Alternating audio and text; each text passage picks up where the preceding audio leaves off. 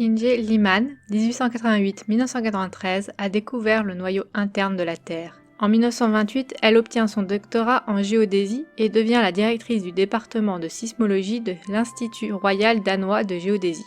Enfin, il faut dire qu'elle est la seule sismologue de l'Institut.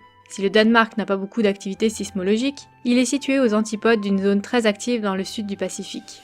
Elle observe en particulier les ondes sismiques du tremblement de terre de Murchison, en Nouvelle-Zélande, en 1929. Et ces observations ne correspondent pas à celles attendues pour une Terre avec une croûte solide et un noyau liquide, comme le veut la théorie alors.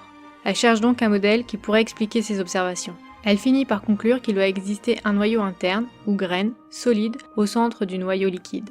Elle devient peu à peu une des plus importantes sismologues de son époque. Dans les années 60, elle est enfin largement récompensée pour sa découverte. Elle fera l'observation qu'une fois qu'on obtient une médaille, subitement, on en reçoit beaucoup.